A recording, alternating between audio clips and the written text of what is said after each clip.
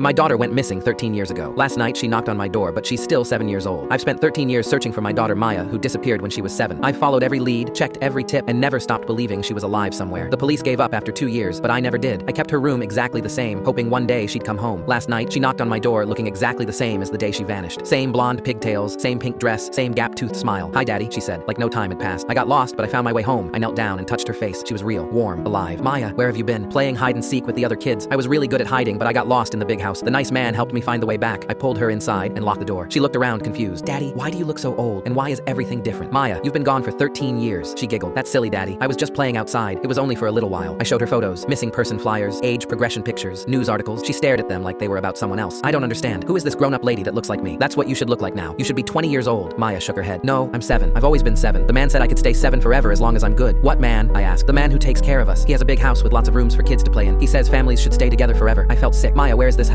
"Far away. But don't worry, he's very nice. He gives us toys and food and lets us play games all day. He just has one rule: we can never grow up." "How many other children are there?" "Lots. There's Tommy and Jessica and Brandon and Sarah. We all live together like a big family. The man says our real families forgot about us, but he'll never forget." "I never forgot about you, Maya. I've been looking for you every single day," I said. She tilted her head. "But the man said you didn't want me anymore. That's why I had to stay with him." I called Detective William, who'd worked Maya's case. "She's back. Maya's home." "That's impossible." "Where was she?" he asked. "She says a man kept her in a house with other children. She hasn't aged a day." Williams was quiet. "We'll be right over." While we waited, Maya described the other children in detail. "Tommy has red hair and freckles. He's been playing the longest. Jessica cries sometimes because she misses her mommy, but the man makes her feel better. Brandon is really good at hide and seek." "How long have they been there?" I asked. "I don't know. Time feels funny in the big house. Sometimes it feels like forever. Sometimes it feels like yesterday." The police arrived and questioned Maya gently. When they asked about escape, she looked confused. "Why would I want to escape? The man takes good care of us. He said we're his special children and he'll keep us safe forever." Detective Williams pulled me aside. "We need to find this location immediately." "Maya," I said, "can you tell us how to get to the big house?" She nodded enthusiastically. "Oh yes, the man taught me the way in case I ever got lost. But he said if I ever brought strangers back, he'd have to move all the other kids somewhere far away where no one could find them. Maya, we need to help those other children get back to their families too. But they like it there. We all like it there. And the man says if anyone tries to take us away, we'll have to sleep forever like the kids who tried to leave before." My blood went cold. What happened to the kids who tried to leave? "They got sick and had to take a long nap. The man said they're sleeping in the special room until they feel better, but they've been sleeping for a really long time." I realized the horror. Maya and the other children weren't just being kept, they were being preserved. Anyone who resisted or tried to age was eliminated. "Maya, is the man coming to look for you?" I asked. She nodded, suddenly worried. "He always finds us when we get lost. He said he'd come get me tonight and bring me back home to the big house." "What happens if he finds me here with you?" Maya's eyes filled with tears. "He said if any parents try to keep us, he'd have to bring them to the big house too. He said families should never be separated." I looked at Detective Williams. We both understood. This wasn't a rescue. It was bait. Maya had been sent to lure me back. Outside, I heard a car pull into my driveway. Maya ran to the window and smiled. "He's here. The man came to bring us both home, Daddy. Now we can be together forever, just like you promised."